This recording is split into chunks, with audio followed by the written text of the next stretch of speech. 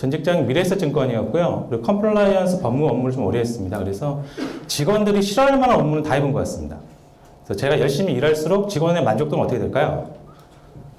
약간 흔들리게 되는, 하지만 저 나름대로의 뿌듯함은 있었습니다. 제가 열심히 견제할수록요, 직원들이 대놓고 사기칠까요? 아니면 조심스럽게 사고칠까요? 그런 효과가 있습니다. 이제 그런 측면에서 이제 프로필을 깐 거고요. 또 어차피 오늘 제가 직무윤리에 대해서 이제 말씀을 드리고자 하는데요. 이만한 연봉 주는 데가 없습니다. 제가 금융권 연봉 받고 학교로 가봤는데요. 그래도 월급을 생각하게 되면 여의도가 좋을까요? 학교가 좋을까요? 금융권이 좋습니다. 여기 상위 3% 이상 되는 분들입니다. 그래서 직무윤리 왜 지켜야 되냐면요. 이만한 연봉 주는 데가 없다. 그런 측면에서 이제 말씀을 드리는 겁니다. 아시겠죠? 오늘 이제 제가 강의할 목적은요. 직원이 가져야 할 직무윤리, 그리고 증권인이 가져야 될 직무윤리에 대해서 이야기하고자 하고요. 뭐 규정을 읽어드릴 생각은 없습니다. 근데 다만 체감하실 수 있게끔 초점을 맞춰서 실제 사례 위주로 강의하도록 하겠습니다. 아시겠지만 직무윤리가 강조될 때는요. 대부분 상황이 좋을 때 강조할까요? 상황이 안 좋을 때 강조할까요? 어떻게 생각하세요? 이남기 대리님. 상황이 좋을 때 강조되나요? 상황이 안 좋을 때 강조되나요? 보통 그렇습니다. 보통 보게 되면요. 장사가 잘 될 때는요. 열심히 돈을 벌어야 됩니다. 근데 장사가 잘 안 될 때는요. 또 직무윤리가 강조가 됩니다. 증권회사 입장에서요. 장사가 안 좋을 때는 딱 두 가지입니다. 투자자 보호 소홀 이슈가 있는 거고요. 또 내부적인 직무윤리 실패 이슈가 있는 거고요. 하지만 투자자 보호 이슈는요. 사실은 어떻게 말씀드리면 딱 오게 되냐면 투자자가 손실 봤을 때는 당연히 투자자 보호 이슈가 생기는 겁니다. 투자자가 수익이 났어요. 그러면 보호 이슈가 있을까요? 없을까요? 없습니다. 근데 그런 측면에서 위기가 있을 때 직무윤리는 강조가 되는 거고요. 근데 경험적으로 볼 때 우리나라 사회가요. 소 잃고 외양간을 고칠까요? 고치는 척만 할까요? 외람되지만 고치는 척만 합니다. 근데 하지만 고쳐야 됩니다. 그런 측면에서 이해하시면 될 것 같고요. 어찌됐든 이제 직원의 윤리가 있고요. 임원의 윤리가 있습니다. 근데 왜 결과론적으로 직원의 윤리가 강조가 되냐면요. 여러분이 만나시는 분들이 누구죠? 고객들입니다. 고객들이기 때문에 더 직원의 윤리가 강조된다라고 이제 말씀드리겠고요. 그리고 이제 직무윤리가 강조되면 강조될수록요, 외부 기관으로부터서 또는 내부 기관으로부터서 감사를 잘 받게 됩니다. 제가 지금 이렇게 촬영을 하니까는 약간 덜 재밌게 하는 것 같긴 하는데요. 이제 말씀드리겠습니다. 제가 전 직장에서 열심히 일을 했습니다. 그럼 제가 견제를 하죠. 그 견제 받는 부서 입장에서는요, 일을 꼼꼼히 할까요? 그냥 막 할까요? 꼼꼼히 할 겁니다. 그래서 일을 열심히 하면 열심히 할수록 직원들 입장에서는요, 직무 실패 이슈가 적어지게 되는 게 있습니다. 그래서 직무윤리라 하게 되면요. 이렇게 생각하시면 될 것 같습니다. 내가 나중에 내부 감사 조직이라든가 외부 감사 조직으로부터서 내 업무의 적정성에 대해서 평가받을 때 문제없게 하는 게 직무윤리다라고 생각하시면 될 것 같습니다. 내부적으로는요. 내부 감사팀하고 컴플라이언스 부서 사람들한테 감사받는 거고요. 또 한편으로 우리가 싫어하는 조직들 있죠. 두려우면서도 싫어하는 조직. 어디죠? 금융감독원이요. 경우에 따라서는요, 검찰도 해당될 수가 있겠고요. 그래서 직무윤리는 외부 기관으로부터서 감사받을 리스크에 대해서 대비하는 거다라고 이제 이해하시면 될 것 같습니다. 그리고 최근 들어서 직무윤리가요, 강조되고 있습니다. 무슨 말이냐면 예전에는 법규만 지키면 됐었고요, 회사 규정만 지키면 됐습니다. 근데 지금은요, 고객한테 왜 이렇게 됐어요? 라고 이제 고객이 물어봤는데요, 규정대로 했을 뿐입니다. 라고 이야기를 하잖아요. 그럼 요즘 고객들이요, 그렇게 수긍할까요? 규정 보자고 얘기할까요? 규정 보자고 얘기할 겁니다. 근데 규정 보면요, 고객이 아실까요? 잘 모르실까요? 아시는 고객도 있지만 잘 모르는 고객도 있는데요. 그럼 규정을 보고 수긍하실까요? 금융감독원에다 민원 넣겠다고 하실까요? 고객 입장은요, 이제 많이 알고 있어요. 증권회사 직원들 괴롭히는 방법도 알고 있어요. 어디다 민원 넣는다고 하면 되죠? 금융감독원이요. 사실 그래서 저한테는 이제 많이 물어봅니다. 어디다 민원 넣어야 되냐고. 그럼 제가 물어봅니다. 괴롭히실 거면 금융감독원에다 민원 넣으시고, 괴롭히지 않을 것이면 회사 자체에다 민원 넣으시라고 얘기를 하는 겁니다. 다 이해되시죠? 여러분들도 타사 고객이요, 타사권으로 이제 민원 이야기를 하세요. 그럼 어디에 민원 접수하라고 보통 가르쳐 주시죠? 금융감독원이요. 근데 우리 회사 건이에요. 그러면 어디다 접수하시라고 얘기하시죠? 우리 회사 민원팀이요. 잘해줄 거라고. 그래서 고객들도 굉장히 눈높이가 높아졌습니다. 왜 이런 말씀 드리냐면 결과론적으로 이슈가 되잖아요. 규정이 중요한 게 아니고요. 소비자의 인식이 중요한 겁니다. 근데 소비자가 손실을 봤어요. 그럼 그 인식이요 굉장히 공격적이 되는 거죠. 그래서 예전처럼 규정만 따지는 게 아니고요. 사회 윤리까지도 직무 윤리에 포함된다라고 이해하시면 될 것 같고요. 제가 오늘 기분이 되게 좋아요. 유진투자증권 직원인데요. 인센티브를 세게 받았어요. 그래서 거래소 앞에 포장마차에서 소주를 좀 즐겼어요. 그리고 기분이 좋아서요. 빼치 차고요. 노래 심하게 불렀어요. 근데 다음날 SNS에 어느 증권맨의 노래 해갖고 떴어요. 그 다음날 회사 인사팀에서 전화가 올까요? 안 올까요? 옵니다. 왜 그러죠? 사회규범까지도 직무윤리에 포함됐다라고 해서요. 아시겠죠? 그런 측면에서 직무윤리의 범위가 법규에서 윤리의 영역까지 올라왔고 또 SNS에 대해서 신경 써야 된다는 것까지도 이제 나오게 됐습니다. 그리고 보통 이제 아까 말씀드린 것처럼 대부분의 직무윤리가요, 고객들을 상대하고 있는 직원들에게 초점이 많이 되어 있습니다. 모 회사 있습니다. 제 전 직장이요. 그래서 전 직장에서 지금 최근에 금주령이 떨어졌습니다. 요지는요, 고객을 상담하는 직원이 좀 술 냄새가 좀 났대요. 근데 그 고객이 알고 봤더니 오너의 지인이셨던 것 같아요. 그래서 회사에 민원이 들어왔어요. 그 많은 고객들 중에 하필 어느 고객이었죠? 지인 고객이었던 거죠. 그게 무슨 얘기냐면 상징적인 예인데요. 임원들이 고객을 많이 만나나요? 직원들이 고객을 많이 만나나요? 직원들이요. 그래서 직원들 하나하나가 그 회사의 이미지를 보여줄 수가 있습니다. 그래서 대부분의 조직들이요, 직원의 윤리를 더 강조합니다. 근데 결과론적으로는요, 사실 누가 더 잘해야 되는 거죠?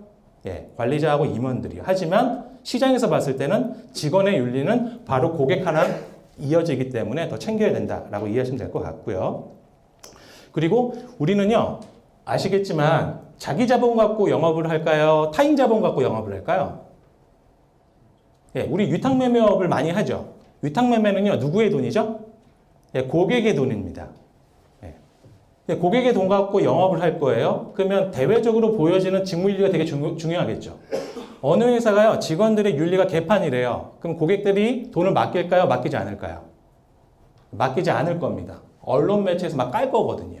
근데 어떤 회사가요, 자기 자본 갖고만 매매하는 회사예요. 여기서는요, 윤리가 뭐죠? 수익이요. 뭐 직무윤리 이런 거 필요 없고요. 뭐만 잘하면 되는 거죠? 돈만 많이 벌면 되는 겁니다. 결과론적으로. 근데 역설적으로요, 자기 자본 가지고 영업하는 조직이요, 더 내부 통제가 더 빡셉니다. 왜 그럴까요? 자기 돈이기 때문에요, 손실을 최소화하려고 합니다. 근데 위탁매매업은요, 누구 돈이죠? 고객의 돈이에요. 결과론적으로요, 손실에 대해서 그냥 규정대로 했다라고 해서 손해볼 개연성도 있습니다. 역설적으로요, 어느 윤리가 더 강조해야 될까요? 위탁매매업인 경우에는 더 강조되어야 됩니다. 그런 측면에서 우리 업 자체가 직무윤리가 중요하다라고 이제 말씀드리는 거고요. 그래야 고객들이 오겠죠. 직무윤리를 풀어 쓴 게요, 행위준칙입니다. 복무규정, 뭐 인사규정이 되겠죠. 그런 측면에서 이해하시면 될 것 같고요. 아시겠지만 다 알고 있는 내용이에요. 잘 지켜야 된다는 거. 근데 왜 잘 안 지켜질까요? 왜 잘 안 지켜질까요? 저를 안 쳐다보시네요. 어제는 질문을 많이 했거든요. 자, 여러분 다 증권맨이십니다. 증권 오면이고요. 왜 입사하셨어요? 증권에서 오신 목적이 뭐세요? 죄송합니다. 조남은 안 여쭤보겠습니다. 금융인이 되기 위해서 약간 어물쩍 넘어가시네요. 보통 금융인이 되기 위해서 왔죠. 있는 그대로 말씀드리겠습니다. 증권회사에서요, 윤리는 뭐죠? 이익 극대화입니다. 회사 이익 극대화해서 내가 보너스 받는 거죠. 돈 벌기 위해서 온 겁니다. 그렇죠? 근데 그 돈을 벌 때요, 대놓고 벌어야 될까요? 지킬 건 지키면서 벌어야 될까요? 지킬 건 지키면서요. 근데 여쭤볼게요. 지킬 건 지키면서 벌려고 하게 되면요, 시간이 걸릴까요? 안 걸릴까요?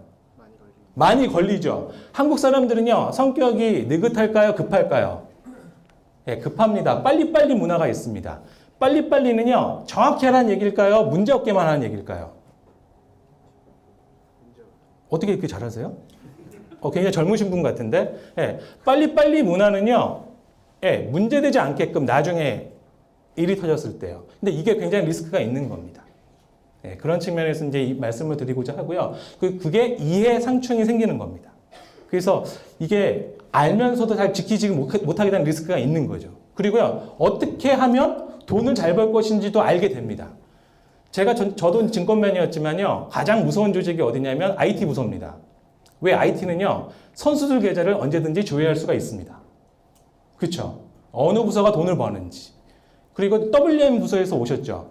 그러면 돈을 많이 버는 고객 계좌, 그리고 선수 계좌, 그리고 투자자문사 계좌 다 조회가 가능합니다. 그럼 재테크하고 싶은 유혹이 생길까요? 안 생길까요? 생길 겁니다. 그러니까요, 증권회사는요, 유혹이 되게 많습니다. 그래서 뭐가 강조되는 거죠? 직무윤리가요. 근데 잘 지켜질까요? 많이 흔들릴까요? 흔들립니다. 하지만 지켜야 되는 거 아시죠? 그러니까요, 이익이 상충돼서 그렇습니다. 그러다 보니까, 예, 이게 좀 아쉬운 면이 있죠. 그것도 한 가지 좀 여쭤볼게요. 증권 자격증 다 따셨을 거예요. 근데 보통 법규하고 윤리는요, 공부하세요? 꽈락만 면하세요? 꽈락만 면하죠? 예, 왜 그럴까요? 예, 스킬은 공부하는데요, 법규는 남의 일 같거든요. 그래서 금융인들이 가장 부족한 게 어떻게 보면요, 직무 지식은 있는데요, 규정에 대한 지식은 떨어집니다. 그래서 공부하셔야 됩니다. 근데 공부하려고 하게 되면요, 시간이 금방 투자해야 될까요? 오래 걸릴까요? 오래 걸릴 겁니다. 하지만 직장생활 오래오래 다니시려면 공부하셔야 되는 거죠. 오늘부터 공부하세요. 충분하시겠지만. 네, 그런 측면에서 윤리규범의 이해상충에 대해서 이제 말씀을 드린 겁니다. 아까 말씀드린 것처럼 저마다의 이익이 있습니다.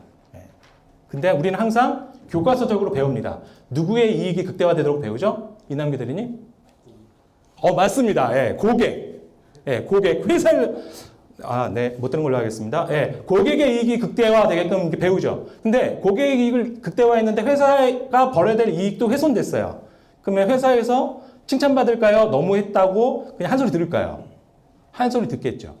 이게 이해상충이라고 이해하시면 될 것 같습니다. 그래서 이런 거에 대해서 최소한의 기준을 세운 게 금융투자회사 표준윤리준칙이고요. 제가 교재 뒤편에 해서서까지 만들었습니다. 이따가 한쪽씩 이제 볼 건데요. 자, 1조부터서 16조까지 나와 있습니다. 이거에 대해서 사례 위주로 가볍게 이야기를 하고자 합니다. 먼저 핵심만 말씀드리면 1조는 당연히 필요한 거고요. 2조하고 3조가 있죠. 이게 기본입니다. 고객의 이익을 위해 우리는 집단 존재하는 거고요. 고객의 이익을 위해서 될 수 있는 한 무조건 규정을 준수해라, 이 얘기인 거죠. 이게 핵심 사항입니다. 그래서 저 사항을 가지고 표준윤리준칙에 대해서 이제 이야기를 할 예정입니다. 딱딱하니까요. 그래서 약간 마인드 교육을 좀 더 하면서 접근하고자 합니다. 아시겠지만 규정체계는요, 저렇게 되어 있습니다. 법이 있고요. 시행령이 있고 시행규칙이 있습니다. 그리고 감독규정이 있고요. 감독규정 시행세칙이 있고요. 또 거래소나 협회규정이 있습니다. 저도 전 직장 다닐 때요. 거래소 시장감시위원회하고 굉장히 많이 공방을 주고받았습니다. 시장감시위원회가 뭐 많이 하죠? 이상매매, 불공정거래. 그래서 법인부라든가 위탁매매 쪽 관련돼서 굉장히 많이 태클을 겁니다. 그렇죠? 그러면 거래소 규정도 공부해야 될까요? 공부하지 말아야 될까요? 공부를 해야 됩니다. 근데 또 볼게요. 거래소만큼 또 굉장히 두려운 존재가 있습니다. 어디죠? 금융감독원이요. 금융감독원의 마인드를 이해하기 위해서는요, 뭘 공부해야 되는 거죠? 감독원 규정이요. 규정을 보고 얘네들이 어떻게 나와야 될 것인지 공부를 하게 되는 거죠. 법은 왜 필요하죠? 우리가 먹고 사는 범위를 정한 거죠. 그러면요, 법이 있고 저렇게 많은 규정이 있는데요, 전부 다 공부해야 될까요? 고개 끄덕끄덕 하셨는데 꼭 사장님 되십시오. 네, 고맙습니다. 사실은요, 저렇게 공부하기 어렵습니다. 전공자가 아니면요. 전공자여도 잘 모릅니다. 그러면 우리는 직무 전문가죠. 분야마다. 그러면 자기 직무와 관련된 법규하고 규정은 숙지하셔야 되는 겁니다. 만약 이게 부족하잖아요? 그럼 최소한 외주를 주시면 됩니다. 회사 내 외주. 그게 뭘까요? 감사, 컴플라이언스, 리스크 관리 쪽에다 물어보시면 되는 거죠. 근데 실무적으로 여쭤볼게요. 리스크 쪽에다 물어보면요, 뭐라고 얘기하죠? 리스크 쪽에다 물어보면요. 말씀 좀 해주십시오. 리스크 쪽에다 물어보면 뭐라고 보통 얘기해 주죠? 네. 이거는 삭제해 주십시오. 네, 농담이었고요. 리스크 쪽에서는요, 손실 최소화 측면에서 접근합니다. 마인드 자체가요. 회사나 고객 자산을 가지고 투자를 하는 데 있어서 손실 최소화 측면에서 먼저 접근합니다.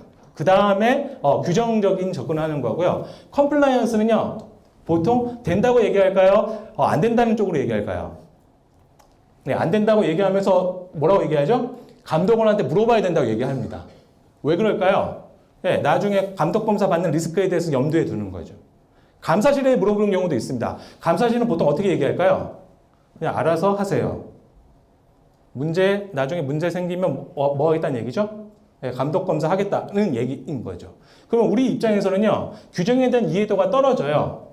근데 아무래도 규정에 대한 이해도가 어느 조직이 나을까요? 네, 컴플라이언스하고 리스크요. 그럼 이쪽 사람들에게 실무를 가르쳐주고 될 수 있는 한 법규에 대해서 해석을 해달라고 하셔야 되는데요. 재밌는 건 법도 자체도 모르는데요. 통제부서한테 영업과 관련된 이야기를요, 제대로 해주실까요? 잘 안 해주실까요? 잘 안 해주게 되고 나중에 문제가 터지는 거예요. 이해가 되시죠? 그래서 자기 직무와 관련돼서 공부하는 게 필요한데 이게 부족하다고 하게 되면 현실적으로 많이 부족합니다. 그러면 리스크하고 컴플라이언스 또는 이제 법무 쪽에다가 많이 이야기를 해주셔서 해석을 받으셔야 되는 거예요. 아시겠죠? 네, 그런 측면에서 접근하시면 됩니다. 그리고 이건 이제 법규에 대한 영역이죠. 그래서 결론적으로 얘기하게 되면 감독원한테 걸리지 않으면 되는 거고요. 그리고 거래소한테 걸리지 않으면 되는 거고요. 근데 이거보다 더 무서운 게 있습니다. 어디가 제일 무서울까요? 지금 이 교육이요, 어느 부서 주관으로 실시가 되는 거죠? 인사팀이요. 인사팀한테 찍히면 될까요? 안 될까요? 안 되는 거죠. 법규에 대한 그 권한보다요, 더 큰 게 회사의 기업 가치 내부 규정입니다. 그래서 기업 문화에 대한, 회사의 문화에 대한, 그리고 정책에 대한 위배가 됐을 경우 굉장히 커지게 되는 거죠. 그래서 이 두 가지 영역, 외부 징계 영역이 있고 내부 징계 영역이 있다라는 거. 그래서 염두에 두시고 직장 생활을 하셔야 될 것 같습니다. 이거는요, 이제 재밌는 사례입니다. 제 입장에서는 재밌는 사례인데요. 골드만하고 이제 JP 모건에서요, 직원들이 시험을 봤어요. 시험을 봤는데 컨닝하고 부정행위를 했습니다. 그래서 다 잘랐다는 얘기입니다. 지금 글로벌 금융회사에서는요, 직원들에 대해서 시험을 강조하고 있습니다. 근데 그 시험이요, 직무 지식과 관련될까요? 법규와 관련된 걸까요? 법규요. 규정이요. 왜 시험 볼까요? 공부하라고 하면 공부할까요? 공부하기 어려울까요? 공부하기가 어려우니까 시험 보게끔 하게 되는 거죠. 이해가 되시죠? 지금 많은 기업들이요, 시험을 보게 합니다. 저도 전 직장 다닐 때 대리 때까지 계속 시험 봤습니다. 그래서 제 소원이 뭐였냐면요, 빨리 과장 진급하는 거예요. 과장 진급을 하면 시험을 안 보는 거예요. 그러니까 과장이 되기 전까지 저도 한 시험을 3번 봤거든요. 시험 결과가 다 어디에 기록되죠? 인사 DB예요. 빨리 진급하길 원했습니다. 제가 이제 컴플라이언스 쪽에서 한번 통계를 한번 내봤습니다. 직무고사를 봤던 애들이 경위서를 많이 쓰는지, 직무고사를 안 본 직원들이 경위서를 많이 쓰는지. 그러니까 봤더니요, 경력직으로 오신 분들이 또 경위서를 많이 쓰시더라고요. 왜 경력직으로 오신 분들이 경위서를 많이 쓸까요? 회사에 대한 그 규정에 대한 이해도가 상대적으로 이제 떨어지게 되는 거죠. 왜 떨어지냐면 오신 분들 입장에서 실력 발휘를 해야 되는 거죠. 그러다 보니까 많이 적발이 되는 경우도 있고요. 경력직으로 오시는 분들이 직급이 보통 낮을까요? 높을까요? 높아요. 근데 저는 그걸 보고요, 회사에다가 직무고사는 대리까지 보는 게 아니라 부장급까지도 한 몇 번 보게끔 하셔야 된다라고 이야기를 했었죠. 먹혔을까요? 안 먹혔을까요? 부장은 다 알아서 한다고 합니다. 그래서 어찌됐든 규정에 대한 이해도는 굉장히 중요합니다. 그런 측면에서 글로벌 스탠다드에 대해서 말씀드렸습니다. 아까 제가 이해상충이라고 얘기했습니다. 우리는 다 알고 있습니다. 회사의 고객, 직원의 욕심이 상충이 되게 되면 누구의 이익이 우선된다고 배우죠? 고객의 이익이요. 하지만 암묵적으로요, 누구의 이익도 고려해야 되는 거죠? 회사요. 우리 월급 누가 주죠? 회사가 주는 겁니다. 그러겠죠.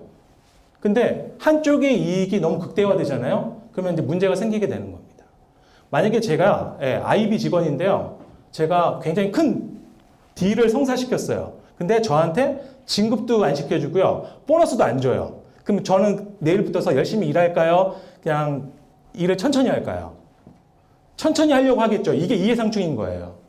그러니까 회사 입장에서는요, 성과를 달성된 직원에 대해서 합리적인 보수 정책이 필요하게 되는 거죠. 약간 여담인데요. 저도 전 직장 다닐 때 컴플라이언스가 천직이라고 해서 지원을 했는데 입사할 때는 똑같은 진건이었는데요. 회사 생활을 해보니까 제 입사 동기들하고 저하고 연봉이 다르다는 거 알았어요. 직무에 따라서 연봉이 다르더라고요. 그래서 직업에 귀천은 없는데 직무에 귀천은 있구나. 뭐 그런 생각이 들었습니다. 이해상충이 생겼을까요? 안 생겼을까요? 저는 안 챙기고 열심히 일했습니다. 농담이었고요. 그래서 회사의 욕심과 고객의 욕심, 직원의 욕심 상충됩니다. 고객 입장에서는요, 항상 바랄까요? 덜 바랄까요? 항상 바랍니다. 그러겠죠. 그래서 이해 상충이 균형감을 가지게끔 해주는 게 회사인 거고요. 그 균형이 넘어섰을 경우에는 사건, 사고들이 발생될 수 있다라고 생각하시면 될 것 같습니다. 제가 이해상충과 관련돼서 이제 좀 쉽게 다가가기 위해서 영상을 준비했습니다. 뭐냐면요. 미생입니다. 미생에서 요르단 중고차 시장 박 과장 이야기가 나옵니다. 박 과장이 처음부터 나쁜 사람은 아니었거든요. 한번 보겠습니다. 왜 박 과장이 그렇게 됐는지. 금융권만큼 연봉을 많이 준 데가 없습니다. 이해상충 문제가 큰 게 이상한 거죠.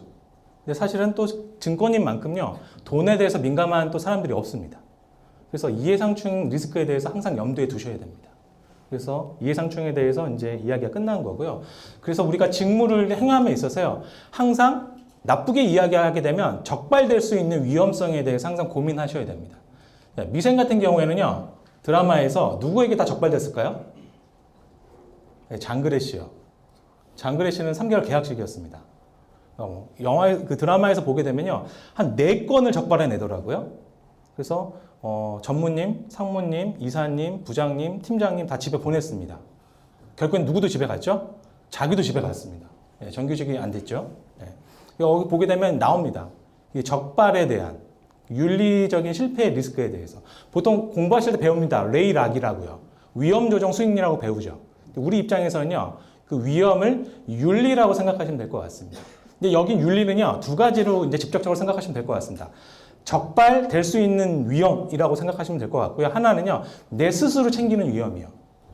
이해가 되시죠? 근데 아까 요르단 중고차 시장 박 과장 같은 경우는요, 결국에는 누구한테 밟힌 거죠? 자기 부하 직원한테 밟힌 겁니다. 언제든지 계속 그 비즈니스가 유지되는 건 아닌 거죠. 그래서 그런 측면에서 윤리 실패 조정 수익에 대해서는 이해하시면 될 것 같고요. 특히 이제 증권인 같은 경우에는요, 항상 내부자 거래 리스크가 있습니다. 친구들이 우리 만나잖아요. 그러면요, 되게 좋아합니다. 친구들이 우리에게 바라는 거는요, 우리의 관심을 원하는 걸까요? 따뜻한 종목을 원하는 걸까요? 어디 가면요, 되게 대우받습니다. 왜 그럴까요? 우리에게 듣고 싶은 친구들이 원하는 건 뭐죠? 종목이요. 그때 우리는 가르쳐 줍니다. 좋은 종목 있어. 삼성전자. 얘기하게 되면 칭찬받을까요? 욕 얻어먹을까요? 우리는 대형주를 얘기를 했는데 왜 욕 얻어먹죠? 그러면 사람들이 왜 우리한테는 항상 그 따끈따끈한 주식을 물어볼까요? 우리가 내부자 시장에 있기 때문에 그렇습니다. 이따가 내부자 리스크에 대해 말씀드리고자 하고요. 저도 이제 IB 업무 쪽 통제를 하다 보니까 바터 치는 리스크에 대가 있더라고요. 이게 무슨 얘기인지 말씀드리겠습니다. 이거 이해하시는 분들은요, 이쪽 생리를 아시는 분들입니다. 바터가 직역을 하게 되면 물물 교환입니다. 그래서 비즈니스 큰 딜거리 있는데요, 이미 자기들끼리 주고받을 거에 대한 커미션 관계가 다 형성이 된 겁니다. 그리고 들고 오게 되는 거죠. 이해가 되시죠? 자기들끼리 사업 설계가 다 되어 있고요. 누구에게 통행사를 줘야 되고 어느 정도의 커미션을 줘야 되는 거고. 웃으시는 분들은 제가 까발리는구나 이렇게 이해가 저 혼자 되는 것 같고요. 그래서 내부자 리스크가 있습니다. 또 이런 어떤 게 있냐면요. 특히 증권회사 같은 경우에는 증권회사를 통해서 회사채라든가 뭐 전환사채라든가 자본을 조달하는 기업들이 있습니다. 그 기업들이요, 보통 우량에서 조달할까요? 은행에서 돈 빌리기가 어려워서 조달할까요?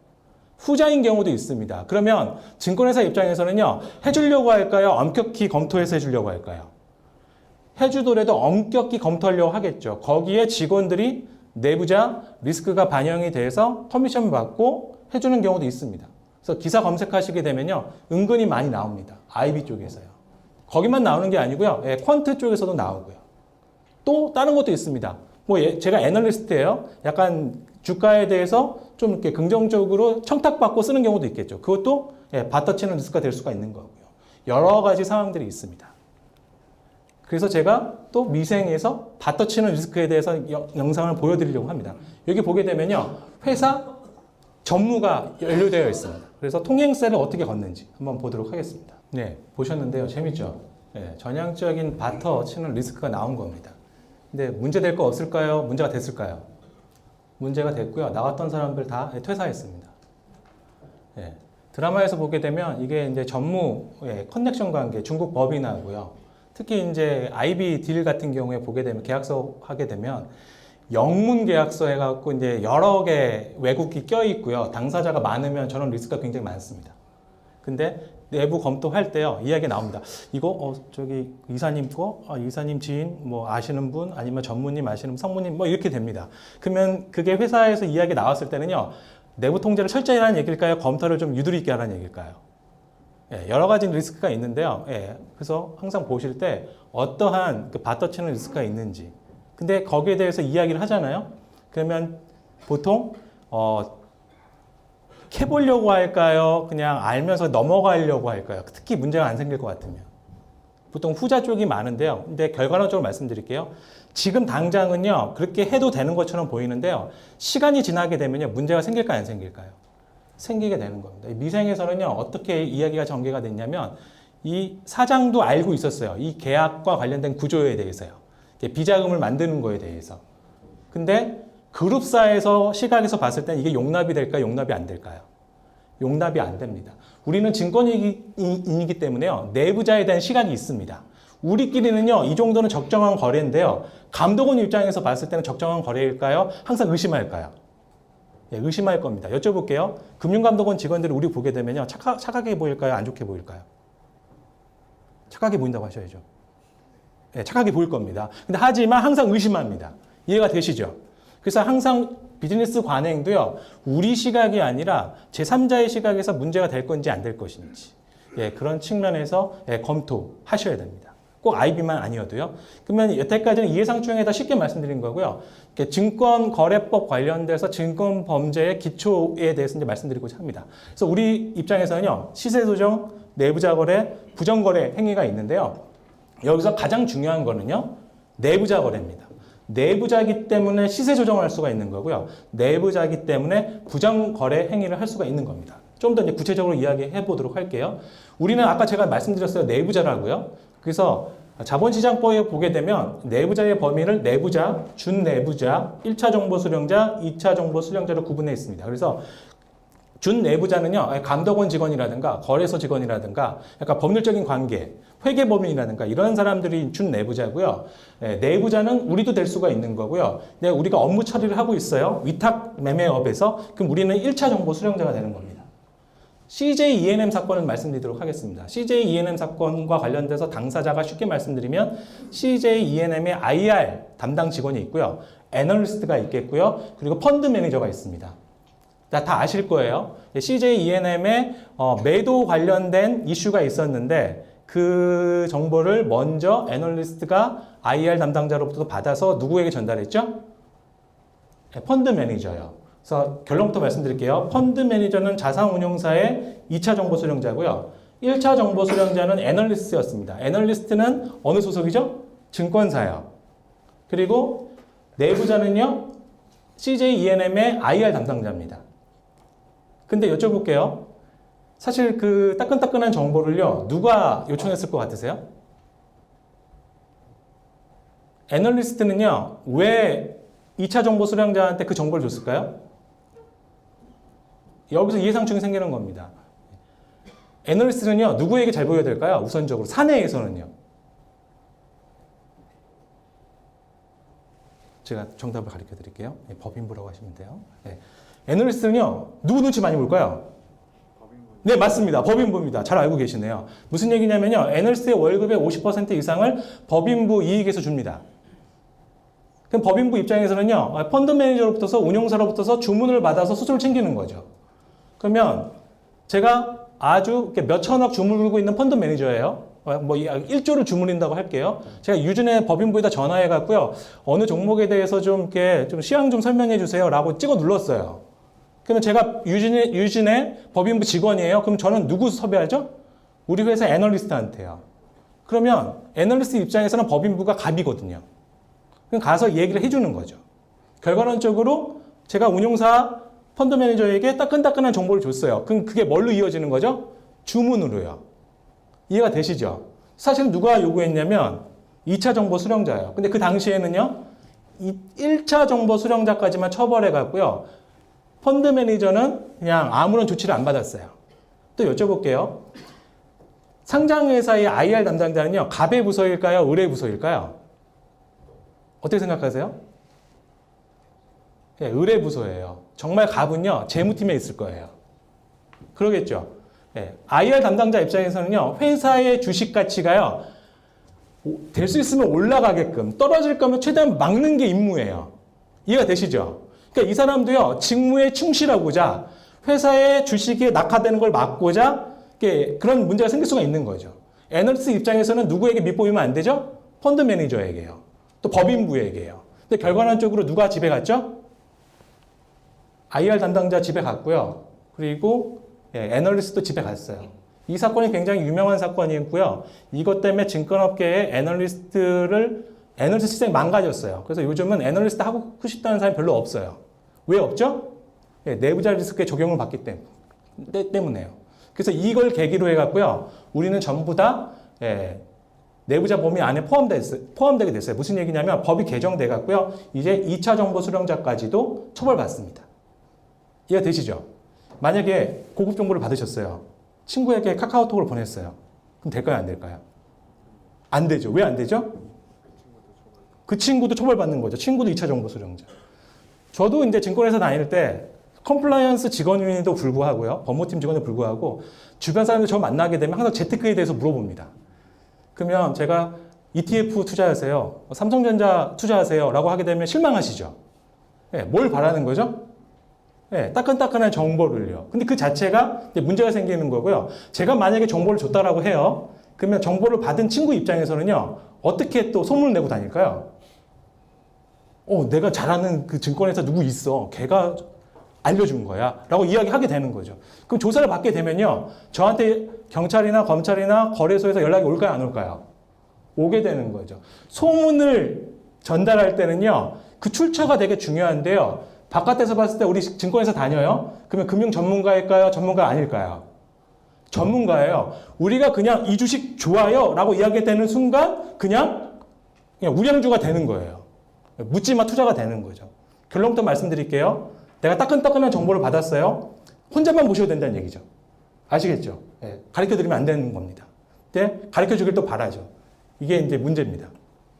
그래서 내부자 범위를 말씀드렸던 거고요. 시세 조정, 내부자 거래, 부정 거래 행위 다 내용이 있으니까요. 한번 보시면 될 것 같습니다.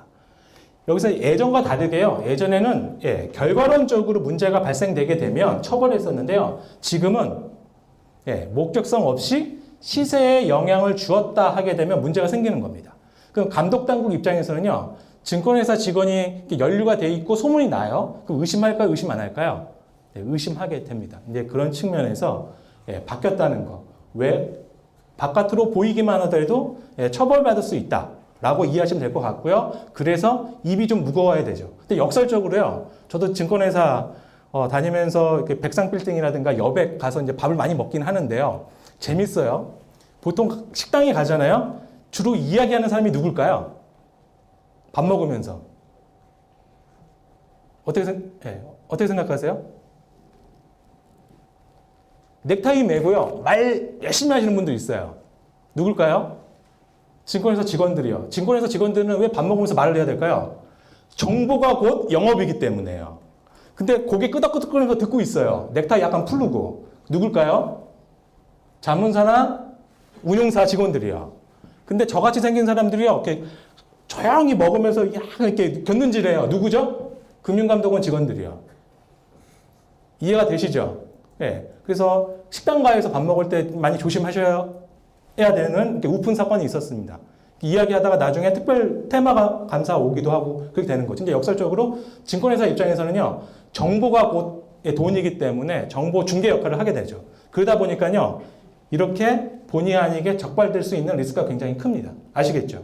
예, 그런 측면에서 이해하시면 될 것 같고요. 내부자 정보 관련돼서 이제 재밌는 영화들이 있습니다. 그래서 월스트리트 1987 있고요. 작전 2009년도에 나온 작전이 있습니다. 시간 관계상 월스트리트 1987은 보여드리지는 않을 건데요. 혹시 탄생일이 1987 이후에 탄생하셨죠? 예, 네, 감사합니다. 예, 딱 생긴 게 이렇게 젊게 보이세요. 이제 보게 되면 1987 이거 기억이 나실 거예요. 지금 보더라도 재밌어요. 뭐만 다르냐면요. 생리가 여기 나와 있는 컴퓨터하고 핸드폰만 구식이고요. 생리는 똑같아요. 그래서 어떠한 법인 브로커들이 이해상충이 있는지 이제 보시면 알 것 같고요. 영화 작전입니다. 이 작전만 보시게 되면 거래소 쪽에서 이야기하고 있는 불공정 거래 행위에 대해서 이야기가 나옵니다. 근데 약간 우프긴 한데요. 안타깝긴 하지만 박영화 씨가 주연으로 나오셨는데 이게 유작입니다. 이거 찍고 예, 자살하셨습니다. 그 재산을 아마 그 매니저가 주식 작전에 휘말려가고 다 날렸던 것 같아요. 그래서 이제 이게 유작이 됐고요. 이게 600억 작전이라고 하는데요. 증권가에서 600억이 작전 금액일까요? 아닙니다. 근데 시장 사람들 말고요. 일반 사람들 입장에서 봤을 때는 600억 굉장히 큰 돈이죠. 그래서 이 영화가 2009년도에 이제 개봉이 됐을 때요. 증권가에서는 암묵적으로 항구령이 내렸습니다. 왜 그러죠? 이 영화가 흥행하면 흥행할수록 증권가는 어떤 시장이 되는 거죠? 작전 시장이요. 이해가 되시죠? 그래서 이제 작전, 불공정 거래 행위에 대해서 이제 보여드리려고 하는데요. 네, 죄송한 말씀인데 이게 룸사롱이 나옵니다. 근데 교육상 필요합니다. 네, 뭐 성희롱 이런 거는 없습니다. 근데 요즘 민감하잖아요. 그래서 혹시 반대하시는 여성분들 계시면 보진 않겠습니다. 근데 내용상 굉장히 필요합니다. 혹시 반대하시는 분 계시면 눈빛으로 저한테 쏴주시면 제가 보지 않도록 하겠습니다. 굉장히 조심해야 되는 거여서요. 다시 한번 여쭤보겠습니다. 반대하시는 분 계시면 살짝만 일어나 주십시오. 제가 면피하기 위해서 말씀드린 겁니다. 그래서 다 동의하시는 걸로 알고요. 어떤 불공정 거래가 있는지 한번 보도록 하겠습니다. 네, 재밌죠? 네, 불공정 거래 행위에 대해서 다 이해가 되시죠? 네, 굉장히 쉽습니다. 근데 항상 그 중에 주연 또는 조연 중에 누가 끼죠? 증권회사 직원이요. 왜 항상 우리에게 그런 유혹이 올까요? 우리는 고객 주문 정보가 있기 때문에요. 네, 그런 측면에서 이해하시면 될 것 같고요. 저도 이제 전 직장 다녀보면서 이렇게 업무를 하다 보면 어느 직원이요, 어느 계좌만 열심히 열어보는 경우가 있어요. 근데 자기가 계좌 관리자도 아니에요. 열심히 열어봐요. 왜 열어볼까요? 고객 계좌를? 네, 전 애인이어서? 네, 그러진 않을 거예요. 네, 은행이 아닌 이상. 왜 열어볼까요? 그 고객이 알아주는 이제 개인 투자자예요. 몇천억을 굴려요. 그러면 어느 유혹이 생길까요? 이 사람이 뭘 매매하는지. 제가 주식 상담하는 사람이에요. 근데 정말 유명한 투자자가 어느 걸 매매하는지 알고 싶어 하겠죠. 왜 알고 싶어 하죠? 그거 가지고 상담해 줄 수가 있는 거고요. 또 한편으로 봤을 때 재테크를 잘하고 싶은 유혹도 있는 거고요. 이해가 되시죠? 그래서 언제든지 증권맨들은요, 정보가 있기 때문에 유혹에 노출될 수가 있습니다. 오늘 저에게 이제 맡겨진 강의가 직무윤리 관련된 건데요. 제가 이렇게 도식해 봤습니다. 금융사고의 개연성 해서 직무윤리 실패가 금융사고로 이어지는 경우도 있죠. 금융사고에 대해서 쉽게 말씀드리면요. 금융감독원에게 신고하는 경우는 금융사고라고 보면 돼요. 근데 사건, 사고가 터졌는데 회사에서 내부 스캔들을 무마시켰어요. 그럼 금융사고일까요? 아닐까요? 해프닝. 금융사고는 금융감독당국에 신고하게 되는 경우만 금융사고라고 얘기할 수 있는데요. 엄밀히 이야기한다라고 하게 되면 규정 위반은 다 금융사고입니다. 금융산업에 있어서요. 거기서 이제 말씀드린 거고, 금융사고의 개연성이 경제적 생활고 범죄 환경 요인 뭐 이렇게 있을 수 있겠고요. 밑에도 있어요. 그래서 회사가 챙겨줄 게 있고요. 또 직원이 챙길 게 있습니다. 그래서 금융사고 개연성 측면에서는 직무윤리가 강조되는 만큼 회사도 해줘야 된다라고 이제 말씀을 드리는 거고요. 이제 마지막으로 교재 보시게 되면 제가 사례집을 만든 게 있어요. 한번 같이 보도록 할게요. 네, 사례집 보도록 하겠습니다. 제 강의 교환 끝나고요. 사례집이 있습니다. 네, 표준 직무윤리 사례집에서 있죠? 1조 나옵니다. 1조. 좋은 얘기들 나오죠? 여기 보게 되면 왜 증권업이 영업행위가 중요한지 교재 보시면 될 것 같습니다. 증권업은요, 판매 행위 관련돼서 불완전 판매 이슈가 생기면 안 되는 겁니다. 그래서 은행과 다르게 영업행위에 대한 관리 감독이 굉장히 강조되고 있다라고 이해하시면 될 것 같고요. 그런데 요즘 조금 달라졌습니다. 왜 그러냐면 증권사 지점이 많을까요? 은행 지점이 많을까요? 은행이 많습니다. 모 시중은행은요, 1000개가 넘습니다. 지점이요. 요즘 은행들이요, 은행 고유 비즈니스만 할까요? 증권회사처럼 펀드나 ELS나 신탁이나 이런 거 많이 할까요? 사실상 주식 위탁 거래만 안 할 뿐이지 지금 증권사하고 경쟁하고 있습니다. 그래서 증권사에서 판매하고 있는 상품을 지금 은행에서도 많이 판매하고 있습니다. 그럼 결과론적으로요, 누가 더 불완전 판매, 불판의 규모를 누가 더 키울까요? 은행이요. 그래서 지금 은행도 영업행위에 대한 불완전 판매에 대한 이슈가 굉장히 커지고 있습니다. 근데 전통적으로 증권업은요, 고객과 관련된 불완전 판매 이슈가 크다라고 이해하시면 될 것 같습니다. 그래서 1조는 그렇게 이해하시면 될 것 같고요. 넘어가겠습니다. 2조 보겠습니다. 2조 보게 되면 고객 우선이죠. 다 아시는 내용인데요. 아까도 서두에 말씀드렸어요. 고객 우선은요, 결과론적으로 무조건 고객이 손실 봐야 된다, 이익 봐야 된다? 이익 봐야 됩니다. 이익을 안 보게 되게 되면 문제가 생기는 겁니다. 회사가 민원이 막 많아졌어요. 왜 민원이 많아질까요? 결국에는 뭐죠? 내 손실에 대해서 물어달라는 얘기인 거죠. 그래서 고객 우선은요, 결과론적으로 고객의 이익이 우선되게끔 노력해라. 만약에 고객의 이익이 손실을 봤어요. 다 민원으로 연결될 수 있다라고 이해하시면 될 것 같습니다. 한 페이지 넘기게 되면 제가 예 하나 집어넣은 게 있어요. 보시게 되면 17년간 해외로 도피했던 직원이에요. 본의 아니게 관리해주던 계좌가 여러 개가 있었는데요. 한 계좌가 이제 뻑이 났어요. 이름하여. 그래서 그 수익을 보전해주기 위해서 다른 계좌에서 메꾼 거예요. 계속 이렇게 이게 이제 반복이 된 거죠. 근데 이분은 되게 윤리적이신 분 같아요. 너무 힘들어갖고요. 17년 동안 호주로 가서 도망자 생활을 하셨어요. 20년 채우셨으면 시효가 끝나갖고 자유의 몸이 될 수 있었을 텐데요. 다시 복귀하신 거에서 복귀해서 자수하셨대요. 약간 우프죠. 우리 증권인 입장에서는요, 이런 리스크가 있습니다. 그런 측면에서 이해하시면 될 것 같고요. 한 페이지 넘기게 되면 법규 준수가 있습니다. 법 격언이 있습니다. 뭐냐면요, 법에 대한 무지는 변명되지 아니한다. 오늘 강의 들으시고요, 나가실 때, 오실 때도 사인하셨죠? 앞으로 직무 활동을 하시면서요, 서명하셨잖아요. 그러면 몰랐다라고 하게 되면 회사가 징계를 할까요, 안 할까요? 서명하시게 되는 순간, 이제 징계받을 수 있는 리스크도 되시는 거예요. 왜 그러냐면 내가 숙지했다는 얘기인 거죠.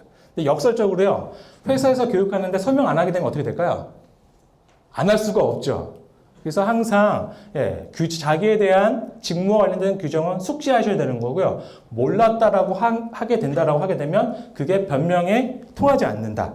그 이야기를 하고자 여기다 적어봤습니다. 그래서 법규 준수는 당연히 필요한 거고요. 한 페이지 넘기게 되면 신의성실이요. 이거는 귀에 걸면 귀걸이, 코에 걸면 코걸이죠. 신의성실의 원칙이 무엇인지 한번 읽어보시면 될 것 같습니다. 여기서 중요한 게요, 설명의 의무죠. 설명의 의무. 이것 때문에 손해배상 책임이 되는 건데요. 설명의 의무 굉장히 어렵습니다. 고객이 알아들을 때까지 설명을 한 얘기인데요. 근데 고객이 손실을 보지 않았으면요, 설명의 의무 이슈가 있을까요, 없을까요? 없습니다. 이해가 되시죠? 그래서 신의성실은요, 결과가 좋아야 된다라고 이제 말씀드리겠습니다. 과정도 좋아야 되지만 결과도 좋아야 된다라고 이제 말씀드린 거고요. 다음 페이지를 한번 읽어보시면 될 것 같고요. 제5조 보시게 되면 시장 질서의 존중이라고 나옵니다. 무슨 얘기냐면요, 영업행위에 있어서 자기 이익만 추구하면 되는 게 아니고요, 시장 전체의 이익까지도 고려해야 된다. 그래서 금융감독원하고 거래소에서 안내책자를 배포한 게 있습니다. 이거 사무실 다 불러 다닐 겁니다.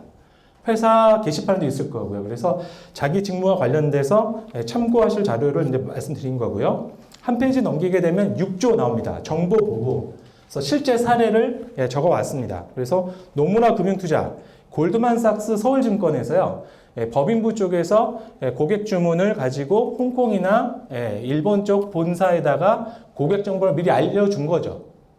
왜 알려줬을까요? 다 영업을 위해서요. 어떤 영업을 위해서인 거죠? 자기 소속 회사 영업을 위해서요. 그래서 고객 정보를 알려준 사례고요. 밑에 것은요, 하이투자증권 임원의 미공개 정보 이용 사례입니다. 내용 보시면 아실 수 있을 것 같습니다. 그래서 이렇게 발생이 된다. 그래서 평판 리스크가 발생이 된다라고 이해하시면 될 것 같고요. 한 장 넘기게 되면 자기 혁신 있습니다. 공부하라는 얘기죠. 근데 바쁜 증권맨 입장에서 공부하기가 쉬울까요? 어려울까요? 어렵습니다. 신규 상품이 나오잖아요. 그러면 그거를 또 본사에서 요약 정리해 주죠. 지점에다 뿌려줍니다. 부점에다가. 한 20장을 요약해 주죠. 그럼 또 단위 부점에서는요. 그 20장을 그대로 써야 될까요? 두세 장으로 또 요약해야 될까요? 또 두세 장을 요약을 하죠. 근데 제가 숙지가 안 되어 있으면요. 고객한테 두세 장 갖고 설명하게 되면 충실히 설명할까요? 그냥 대충 설명할까요? 대충 설명해서 나중에 다 문제가 됩니다. 지금 또 법규가 바뀌어서요. ELS 같은 경우에는 녹취하라고는 나와 있죠. 근데 녹취하는데요. 대충 설명하게 되면 어떻게 되는 거죠? 다 이제 나중에 독박을 쓰게 되는 거죠. 그래서 자기 혁신 공부 많이 하셔야 되는데요. 이게 또 어렵습니다. 그래서 역설적으로요. 장사가 잘 되실 때 공부하셔야 됩니다. 근데 재밌는 건요. 장사가 잘 될 때 선수들이 공부할까요? 더 많이 판매 활동하고 있을까요? 영업 활동하고 있겠죠. 그래서 부서장 입장에서는 직원들이 공부할 수 있게끔 허락해 주셔야 됩니다. 그래서 그런 이야기가 다음 페이지에 제가 예로서 설명해 드렸습니다. 그래서 보시면 될 것 같습니다. 업무가 바쁘다는 이유로 직장 상사가 교육받는 것을 원치 않았다. 그러면요, 인사팀이 어떻게 해결하면 될까요? 의무 교육 받게끔 보고해라. 이것도 하나의 방법이 되겠죠. 그런 측면에서 이해하시면 될 것 같고요. 한 페이지 넘기게 되면 뭐 8조 상호 존중, 9조 주주가치, 10조 사회적 책임 다 아시는 내용입니다. 제가 굳이 이야기하지는 않겠고요. 최근 들어서 상호 존중 같은 경우에는요. 다양한 분야에서 지금 성희롱 사건들이 터지고 있습니다. 그것도 상호 존중이라고 이해하시면 될 것 같고요. 성희롱 사건이 터지잖아요. 그 진실이 중요할까요? 터졌던 자체가 중요할까요? 터졌던 자체가 중요합니다. 그래서 그런 일이 발생되지만 않아야겠지만 그 자체가 굉장히 회사 입장에서 평판 리스크가 발생될 수 있다라고 이해하시면 될 것 같습니다. 한 페이지 넘기게 되면 이제 경영진의 책임 나옵니다. 11조요. 결론부터 말씀드릴게요. 누가 잘해야 된다는 얘기죠? 윗사람들이요. 근데 국제기구에서 평가할 때요. 윗사람이 잘한다고 평가했을까요? 아랫사람이 잘한다고 평가했을까요? 아랫사람이 잘한다고 윗물이 막지가 않대요. 이게 국제적인 평가입니다. 그래서 직무윤리, 기업윤리는요. 위로 붙어서 잘해야 되는 겁니다. 그래서 부서장, 팀장님들께서 모범을 보이시라. 그런 측면에서 이제 말씀을 드리는 거고요. 한 페이지 넘기게 되면 굉장히 실무적으로 시사점이 있는 사례입니다. 위반행위 보고요. 만약에 우리 부점에서 위반행위가 발생되고 있어요. 그럼 어떻게 해야 될까요? 근데 사실은요. 위반행위 리스크가 있는 게 수익률이 좋을까요? 나쁠까요? 안정적인 비즈니스는요. 법규 위반 리스크가 클까요? 적을까요? 보통 적습니다. 저도 전 직장 다닐 때요. 와서 물어봅니다. 안 되는 거 아니까 저한테 들고 온 거래요. 직장 생활 잘하려고 하게 되면요. 예외 처리를 잘 해주는 거래요. 예외 처리를 하게 되면 나중에 문제가 생길까요? 안 생길까요? 생깁니다. 근데 역설적으로요. 리스크가 있는 게 수익률도 좋습니다. 다 아시겠지만. 그런데 또 리스크를 테이킹 안 할 수는 없죠. 증권회사이기 때문에. 그래서 실무적으로요. 굉장히 이게 어렵습니다. 어느 선에서 보고해야 될 것인지. 근데 결론은요. 보고해야 될까요? 보고 안 해야 될까요? 해야 됩니다. 그럼 어느 시점에 보고해야 될까요? 저도 직장생활을 해봤던지라. 다 끝나고 나서 보고해야 될까요? 아니면 터지기 전에 한참 전에 보고해야 될까요? 아니면은 회사가 충분히 준비할 시간을 주고 보고해야 될까요? 그거는 주무부서에다 물어보십시오. 제가 여기다 이야기할 건 아닌 것 같고요. 한 페이지 넘기게 되면 실제 사례입니다. 지금 문제되고 있죠? 어디죠? M사입니다. 대우증권 사례인데요. 보시게 되면 파생상품 투자자문사 하고 있는데 손실이 발생이 됐는데 고객들에게 안 알려주고 그리고 영업활동을 계속 했던 겁니다. 이게 지금 또 IB 인가 때도 이슈화 되고 있죠. 그럼 여쭤볼게요. 회사는 알았을까요? 몰랐을까요? 되게 어렵죠.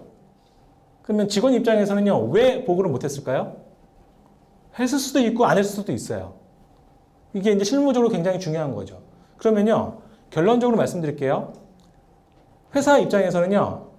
돈을 벌기 위한 집단인 거 맞습니다. 그러면 그 돈을 벌 때요. 지킬 건 지켜야 되는 거죠. 그 수준에 대한 판단은 누가 하는 거죠? 예, 경영진이 하는 겁니다. 그래서 이실사항이 있을 때는요, 충분히 검토할 수 있게끔 보고하는 게 맞습니다. 근데 재밌는 건요, 영업부서 입장에서는요, 벗기에 대한 마인드가 있을까요, 없을까요? 있어도 부족합니다. 그러면 누구의 협조를 얻어야 되는 거죠? 네, 내부 통제 부서예요. 근데 보통 보게 되면요, 수익 부서가요, 내부 통제 부서한테 정보를 잘 이야기해 줄까요? 될 수 있으면 안 가르쳐 줄까요? 그래서 폭탄을 더 키웁니다.